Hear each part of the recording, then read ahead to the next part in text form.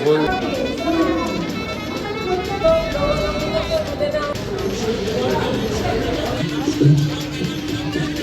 Plate দিচ্ছে দেখো ভালো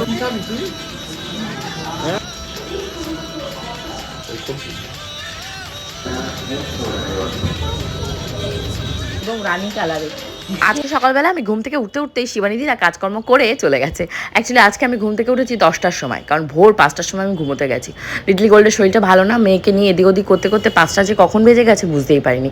বাট আজকে দিনটা শুরু কিন্তু ভীষণ এনার্জির সাথে করেছি, কারণ আজকে একসাথে দুটো বিয়ে বাড়ি আমি অ্যাটেন্ড করব। কার বিয়ে, কোথায় যাচ্ছি, কেন দুটো বিয়ে একসাথে পড়লো, সবটাই আজকে ব্লগে শেয়ার করব। তার জন্য সবাই কিন্তু আজকে ভিডিওটা একদম শেষ পর্যন্ত দেখো, কারণ আজকের ভিডিওটা ভীষণই ফাটাফাটি এবং মজাদার হবে। হ্যালো মাই লাভলি ভিউয়ার্স, আমি Priyanka and welcome to my channel Priyanka's time story. Little গোল্ডের স্নান ধান খাওয়া দাওয়া হয়ে গেছে, এবার আমার স্নান ধানের পালা।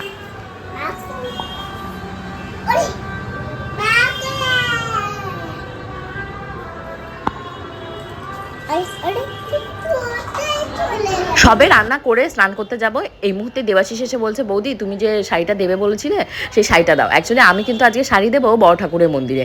লোকালিটির ভেতরে যে কটা বড় ঠাকুরের মন্দির আছে মোটামুটি কম বেশি সব জায়গাতেই দেওয়া হয়ে গেছে মা কালীকে। তো এবার কল এসছে, এটা হলো আমাদের সাজিরহাটে, যেখান থেকে আমি ওই যে বাপের বাড়ি যাওয়ার জন্য অটো ধরি। সাজিরহাটে মোড়ে নেমে ডান হাতে দেখবে একটা সুন্দর মন্দির রয়েছে, আসা যাওয়ার পথে পড়ে। এখন বেশিরভাগ আমার টোটোতে যাওয়া হয় বলে ওই ঠাকুরের মন্দিরে বেশি প্রণাম করা হয়। তো ওখানে দেবো বলে আর পুরোহিত মশাই বলেছে 500 টাকা দিয়ে পাঠাতে, 501 টাকা দিয়ে দক্ষিণা, পড়ানো মানে শাড়ি পরানোর দক্ষিণা আর ঠাকুর মশাই দক্ষিণা। তো এটা নেওয়ার জন্য দেবাশিস এসে তখন বললাম ভাই দাঁড়াও, আমি আগে একটু রান্নাবান্না করে নিই। আজকে এমনিতেও স্যাটারডে রয়েছে, নিরামিষ রান্নাবান্নাই হচ্ছে। এখানে রয়েছে মুগ ডাল দিয়ে হলো লাউ আর হলো তোমাদের আলু ভাজা, এই দুটোই রান্নাবান্না করবো। আর কিছু রান্নাবান্না করার মতন টাইমও নেই আর ইচ্ছাও নেই, গরমটা না হুট করে পড়ে গেছে। আর মোটামুটি লোকালিতে সব জায়গায় দেওয়া হয়ে গেছে, শুধু বাকি রয়েছে আমাদের উত্তরায়ণে দুর্গা ঠাকুরকে শাড়ি দেওয়ার এবছরও লাইন পাইনি, পরবর্তী বছরে দেবো। মানে দুর্গা ঠাকুর, সরস্বতী ঠাকুর, লক্ষ্মী ঠাকুর তিনজনকে বেনারসি দেবো। শাড়ি অলরেডি আমার স্টকে কেনা রয়েছে, কবে যে পরাবে মাকে আমার শাড়িগুলো। কারণ আমার মোটামুটি সব মন্দিরে বেনারসি দেওয়া কমপ্লিট হয়ে গেছে। বড় ঠাকুরের মন্দির, কালী ঠাকুরের মন্দির, সব মন্দিরে দেওয়া কমপ্লিট হয়ে গেছে। এবার তো এবার যে শাড়িটা রয়েছে এটা হলো লাস্ট দেওয়া হবে আমাদের স্বাধীনতা যে মা কালী মন্দির রয়েছে বড় ঠাকুরের সাথে, সেই মন্দিরে। তো শাড়ির কম্বিনেশনটা একটু তোমাদেরকে দেখাচ্ছি। ওটা খুলে দেখানোর না সময় আমার হাতে এখন নেই ভালো করে, তাহলে তোমাদেরকে দেখাতাম। তো এটা রয়েছে অরেঞ্জ এবং রানী কালারের, ভীষণ সুন্দর কম্বিনেশন। এর সাথে দেখো ব্লাউজের পিসও রয়েছে উইথ ব্লাউজ পিস। তো এটা আমার খুবই পছন্দের একটা কালার। তো হোপফুলি মা কালীরও মানে পরে পছন্দ হবে। লাল কালার চেয়েছিলাম, কিন্তু লাল কালার কি হচ্ছে মানে দিয়ে টিয়ে সবাই তো মাকে লাল কালারই দেয়, আমি না একটু অরেঞ্জ কালার দিলাম, অরেঞ্জ আর রানী। তো তোমরা কিন্তু অবশ্যই বলো শাড়িটা বললে কেমন লাগবে। শাড়িটা তো খুলেই পরাবে, এখন রয়েছে আবার এই পাশটা। নিয়ে আসবো সোমনাথ মামার কাছ থেকে, আমি নিয়ে নেবো। তুমি চাও না, তুমি চাও। আরে মজা করছে তোমার সাথে। শাড়িটারি দিয়ে দেবাশিসকে 501 টাকা দক্ষিণা দিয়ে পাঠিয়ে দিয়েছি। পাঠিয়ে এসে এবার দেখছি তোমাদের গোপুতা কতগুলো ডিম নিয়ে এসছে। লিটিল গোলকে আজকে ডিম দেবো ভেবেছি একটা, যদিও স্যাটারডে আমরা খাবো না, ওকে একটা দিই, ওর শরীরটা দুর্বল, মেয়েটার শক্তি দরকার। তার ভেতরে সোমনাথ দা এসে, সোমনাথ দার সাথে একটু কথাবার্তা বলা। উনি যেহেতু আমাদের অনেক দিনকার পুরনো, আমার শাশুড়িমায়ের আমল থেকে এই বাড়িতে টুকটাক পুজো করে। এবছর সোমনাথ দার মা মারা গেছে বলে কোনো রকমের কোনো পুজো অর্চনা করতে পারিনি। তো আমি আসলে যেটুকু পারি ওনার পায়ে প্রণাম করে দক্ষিণা দেয়া, ধরো যেটা সেটা থাকে আমার ঘরে সেটা দেওয়ার চেষ্টা করি। চা দিয়ে সোমনাথ সাথে একটু গল্প করতে করতে একটু মানে বেলা হয়ে গেছে আমার। তো এখন চটপট করে মানে যে গিফটগুলো কিনেছিলাম মানে বিয়ে বাড়িতে দেওয়ার জন্য আগের দিনই কিনে নিয়ে এসেছি, তো সেই গিফটগুলো বের করেছি। যেহেতু দুটো বিয়ে বাড়ি, দুটো প্যাকেটে আলাদা আলাদা করে রেখে যাবো, বেরোবো যখন দুটো সাথে নিয়ে বেরোবো, তারপর একটা একটা করে এক জায়গায় দিয়ে দেবো। এটা হলো মনসা বাড়িতে দেওয়া হবে, মানে আজকে যে বিয়েটা খেতে যাচ্ছি। এক তো হলো মনসা অয়েল মিলে কাকু, মানে দিলীপ কাকু হলো আমার শ্বশুর মশাইয়ের বাংলাদেশের বন্ধু, মানে বাংলাদেশের দিলীপ কাকুরা যখন থাকতো তখন থেকেই আমার শ্বশুর মশাইয়ের সাথে বন্ধুত্ব, ভীষণ পাক্কা বন্ধুত্ব ছিল। আমার শ্বশুরমশাই যখন চলে গেছিলো দিলীপ কাকু এসেছিলো, খুব দুঃখ প্রকাশ করেছিল।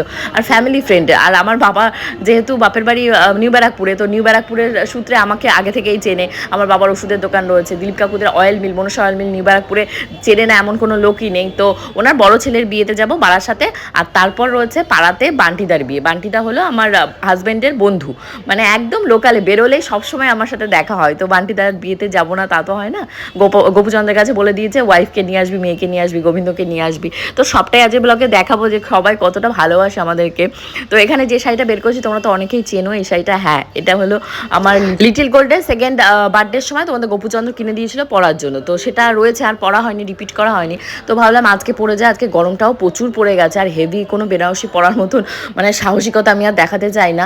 আর প্রচণ্ড ঘামি, কে কতটা ঘামে আমি জানি না, আমি গরম পড়ার আগে থেকে এত পরিমাণে ঘামতে শুরু করব, মানে সে দেখে মনে হবে আমি মনে হয় কোনো অসুস্থ রুগী। আর কিছু গয়না টয়না ছিল যেগুলো লকার থেকে তোমাদের গোপুদা এনে দিয়েছে, এই যে চাটাই হাট তোমাদের লিটিল গোল্ডের এটা। আর কানে দুলটা হলো আমার শ্বশুরমশাইয়ের দেয়া, বারবারই বলি, আর বারবারই ওনার নামটা নিতে আমার ভীষণ ভালো লাগে। আজকে শ্বশুরমশাই যদি থাকতো তাহলে অবশ্যই যেত, বন্ধুর ছেলের বিয়ে বলে কথা। আর আগেও অন্যান্য জায়গায় কোনো ইনভিটেশন হলে শ্বশুরমশাই খেতে পারতো না, কিন্তু সাথে করে সবসময় নিয়ে যাওয়া, তাদের লোকজনের সাথে দেখা টাকা করানো। লাস্টের দিকে তো শ্বশুরমশাই অ্যালজাইমার হয়েছিল, মানে অনেক অনেক পুরনো স্মৃতি উনি ভুলে গেছিল, নতুন স্মৃতি সবই মনে থাকতো, কি খেয়েছে 2 ঘন্টা বাদে ভুলে যেত। তোমরা আমার পুরনো ব্লগ দেখলে বুঝতে পারবে কত ফানি ফানি ইনসিডেন্ট রয়েছে।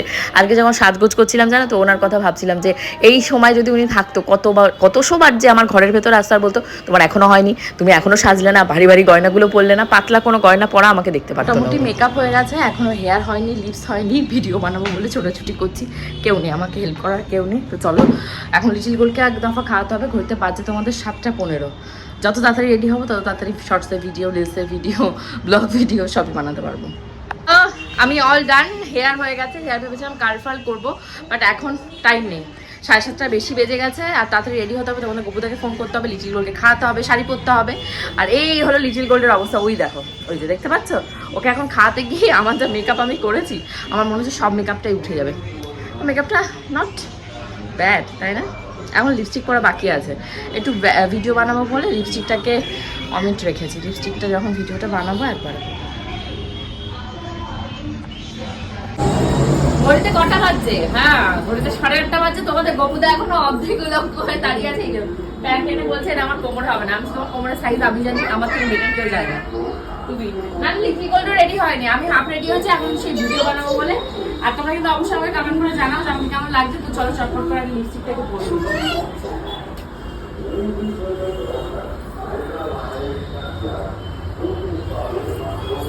এই বিয়ে বাড়িতে পরবো বলে তোমাদের গোপুচন্দ্র লকার থেকে আমার 2টো নতুন গয়না এনে দিয়েছিল, বাট সামহাও সেটা আমি ভুল করে বাপের বাড়িতে রেখে এসেছি, পূজা আবার সেই দুটোকে লকারে পুড়ে দিয়েছে।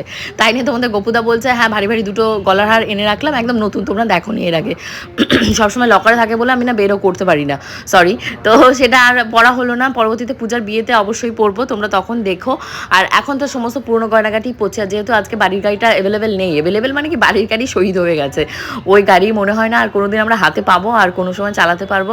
নতুন গাড়ি মানে কেনার একটা উদ্যোগ নেওয়া হলো। তারপর তোমাদের গোপুদা বললো এই মুহূর্তে নতুন গাড়ি না, পুরনো গাড়ি তো বিশাল যে দিন হয়ে গেছে তা তো নয়, মোটামুটি ক বছর হবে বিয়ের গাড়ি, আমার যত বছর বিয়ে তত বছরই মানে গাড়ি।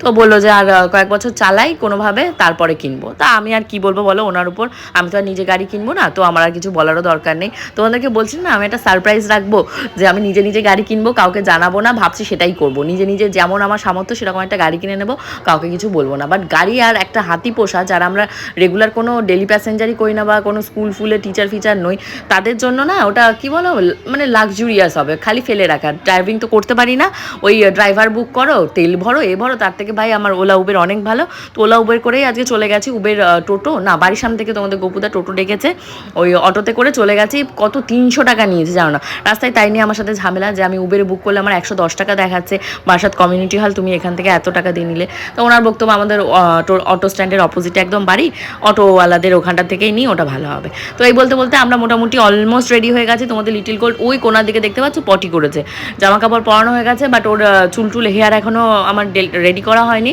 ও পটি করে দাঁড়িয়ে আছে যে মামা পটি ক্লিন করে দাও। তোমাদের গোপুদাকে বলছি, মেয়ে বলছে পটি করছে, না না না না ওই ইস্যু করছে, এই বলে মানে কেটে পড়ার মানে ইচ্ছা, যদি বলি এখন পটি টটি সাফ করে দাও।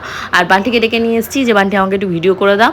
তো মোটামুটি আমি অলমোস্ট ডান হয়ে গেছে সমস্ত পরে টোরে। এই হলো তোমাদের গোপুদা, এর উপরে নাকি এই গরমের ভেতর একটা ব্লেজার চাপাবে, বলছে বিয়ের ব্লেজারটা দাও।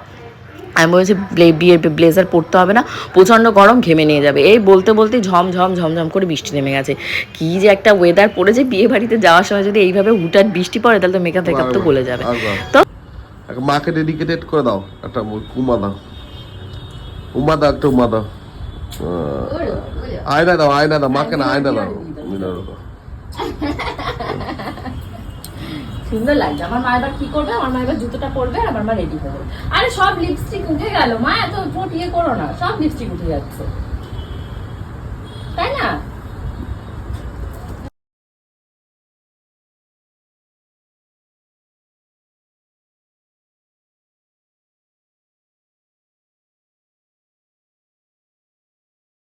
আমাদের মধ্যমগ্রামের বাড়ি থেকে আজকে যে বারাসাত কমিউনিটি হলে এই যে আমরা পৌঁছে গেছি, এখানে আসতে বেশিক্ষণ টাইম লাগেনি, ওই 20-25 মিনিটের ভেতর চলে এসেছি ভেতরে হৃদয়পুর দিয়ে। তো এসে তো দেখি মানে বৃষ্টি ঝিরঝির ঝিরঝির করে মানে পড়ছে, দৌড়ে ঢুকেছি সেরিমনি হলে।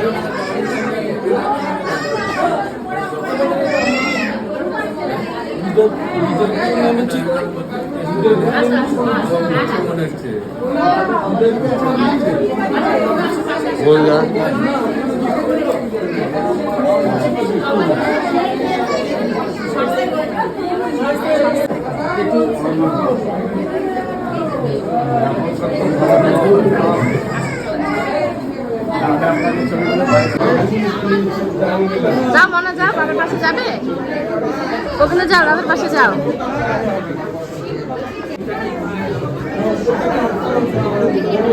বিয়ে বাড়িতে ঢুকতে ঢুকতেই আমাদের আরেকটা বিয়ে বাড়ি আছে, তার জন্য আমরা এখানে কম খাওয়া দাওয়া করবো, কম ঘুরবো। গিয়ে ওটা হলো পাড়ার তোমার গোপুচন্দ্রের এক বন্ধুর বিয়ে, এখান থেকে ঘুরে ওখানে যাবো।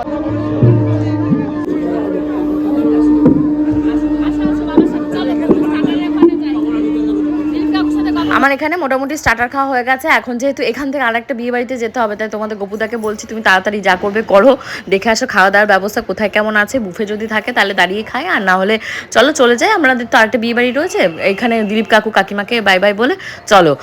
আর কি ভিড় এই মকটেল কাউন্টারে, আমি পুরো ঘেমে স্নান হয়ে গেছে। অ্যাকচুয়ালি মানে গরমও পড়ে গেছে ভুটকো একটা, আর এখানে প্রচুর গরম, ভিড় আর লোকজনও তো প্রচুর, মানে ঘেমে আমার সে স্নান করার অবস্থা। আর এবার ডেকে যাচ্ছে তোমাদের গপুদার উপর, দেখতে পাচ্ছ আমার মুখের অবস্থা এত পরিমাণে ঘেমে গেছে। আমি বলি না বিয়ে বাড়িতে গরমকালে আমি অ্যাটেন্ডই করতে চাই না। আর পূজার বিয়েতে তো পূজাকে বলেছি, পূজা খবরদার তুই মরে যা, বিয়ে যদি গরমকালে করেছিস তাহলে আমাকে বাদ দিয়েই রাখবি, কারণ আমি সাজতে পারবো না, খেতে পারবো না, ও আমার দ্বারা হবে না। তো লিটিল গোল্ড এখানে এসে অ্যাজ ইউজুয়াল আমাকে কোল্ড ড্রিঙ্কস দাও, আমাকে মকটেল দাও, কোল্ড ড্রিঙ্ক দাও, স্মল টিল দাও, এই যেন জপের মালা গাইতে শুরু করেছে। তারপর ওখানে দাঁড়িয়ে দাঁড়িয়ে প্রায় 15-20 মিনিট পরে একটা মানে এনিথিং, মানে ওর ভেতর বরফ টরফ কিছু নেই, ঠান্ডার কিচ্ছু নেই, এক গ্লাস ওর জন্য নিয়ে এসেছি, ওকে বললাম তুমি একটু খাও, আর আমারটার ভেতরে তো গাদাগুচ্ছের বরফ দিয়ে দিয়েছে, আর খাবো কি, হাফ খেলাম হাফ ফেলে দিলাম, কি করবো বলো, অত বরফ ঠান্ডা খাওয়া যায়? এক বোতল ভরা শুধু বরফ, আর কোনো কিছু নেই।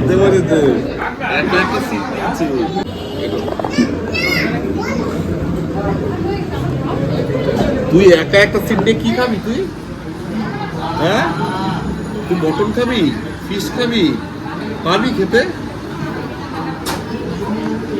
কিছুই খেতে পারবে না।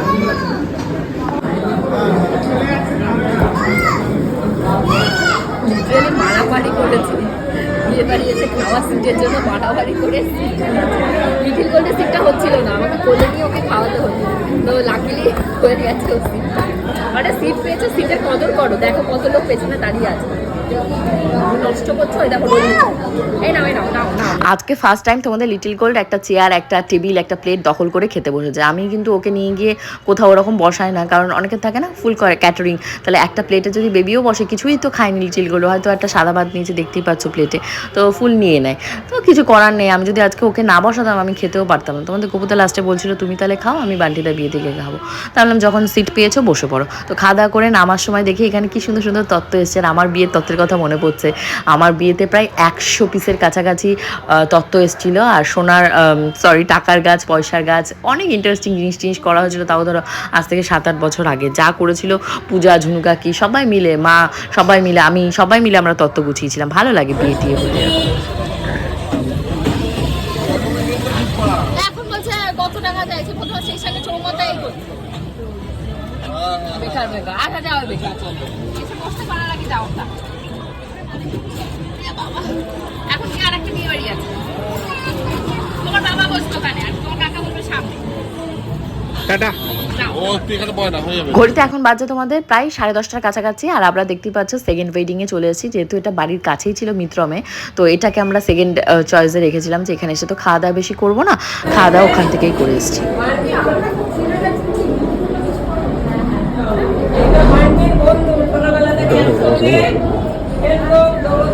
তো দুজনে আমাদের এই দেড়তলা দিয়ে ঝাঁপ দিত, ঠিক আছে? আর এইটা হচ্ছে তার ওই এটা মেয়ে। আর এইটা গোবিন্দ তোমার রুমকির কাছে খুব পড়তো, আমি গাছ শিখতাম, ঠিক আছে? বলছিলাম না কালকে এই তুই কি করিস? মানে একটা বিয়ে বাড়ি ঘুরে এসে আর একটা বিয়ে বাড়ি অ্যাটেন্ড করা যারা করেছে তারা কবিতাকে অনাহারে দাঁড়া, কাকার সাথে দাঁড়া, দাঁড়াবে না, এত বড় দুষ্টু। ঘোড়া ঘোড়া কাকা ঘুরছে, ওরে বাবা এবার ভালো লাগে, এবার খুব ভালো লাগছে, এই সবে আছে।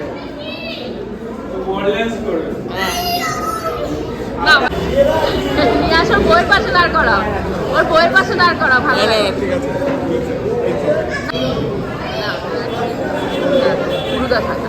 আমি একটু এখানে এসে আইসক্রিম খুঁজছিলাম, বাট এখানে আইসক্রিম ছিল না। ওই দিলীপ কাকুদের বাড়িতে আইসক্রিম ছিল, কিন্তু লিটিল গোল্ডের জন্য ভয়ে আমি আর সেই আইসক্রিমই খেতে পারিনি। তো এত পরিমাণে আমার কষ্ট হচ্ছে, তাড়াতাড়ি করে এসে এখানে খুঁজছিলাম যে কোল্ড ড্রিঙ্কস টোল্ড ড্রিঙ্কস কিছু আছে নাকি। আর দেখতে পাচ্ছি তোমাদের লিটিল গোল্ড অ্যাজ ইউজুয়াল সবার সাথে বন্ধুত্ব বাতাতে চলে গেছে। আর এখানে খুব সুন্দর খাবার দাবারের ব্যবস্থা করেছে, মাটন বিরিয়ানি ছিল, চিকেন চাপ ছিল। তো আমি ভাবলাম কি চিকেন চাপটা দেখে ভালো লাগলো, দেখে আমি তোমাদের কপুদাকে বললাম কি 1 পিস চিকেন চাপ এনে দাও, আমি একটু টেস্ট করি। আর এখানে একটা কি পায়েসের মতন বানিয়েছিল, একটু মিষ্টি খেতে ক্রেভিং হচ্ছিল, তার আমি মিষ্টি খাবো যদি গাফা গোলানো শুরু হয়। আর যে কি কষ্ট আজকে হয়েছে, মানে তোমাদেরকে ব্লগে বলি না, আগে আমি যেখানে 10 পিস মাংস খেতাম এখন খাই হলো 3 পিস, আর আজকে এমন হয়েছে 2 পিস। তোমাদের গপুদা 2 পিস মাটন খেয়েছে, 1 পিস করে কাতলা মাছ। এই খেয়ে আমাদের দুজনের যা অবস্থা, মানে আমরা বসতে পারছি না।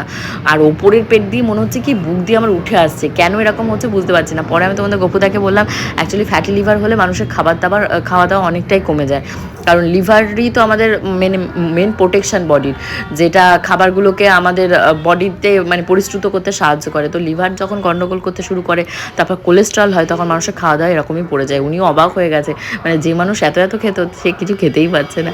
তো বাড়িতে এসে যে বড় ননদের দেওয়া যে ফেস ওয়াশ, এটা ভালো কাজে এসছে, মুখের স্ক্রাবিং করে সমস্ত মানে মেকআপগুলোকে রিমুভ করার জন্য। লিটিল গোল্ড এসে বকবক করছে আমার সাথে, এটা আমার বাবার তা, তুমি কেন মাখছো, বাবা এসে বকবে। আমি চুপ কর, তোর বাবার তা, এটা তোর পিসি আমাকে দিয়েছে তোর বাবার মুখে ধুলো ময়লা পরিষ্কার করার জন্য, এটা যথেষ্ট কাফি তার জন্য, নাহলে ওই হাত দিয়ে তোমাদের গপুদার মুখের ময়লা যায় না। তারপর তো আজকে চান্দান করেছে, স্নান মানে সরি দাড়িটারি কেটেছে, স্নান কতটা কি করেছে জানি না। পূজা এর ভেতরে এক দফা ফোন করেছিল যে বিশালে যাবে কিছু গ্লাস ক্লাস কিনতে, কারণ ওর শ্বশুরবাড়ির লোকজনরা সব আসবে না এর ভেতরই থাকতে। কেন কেন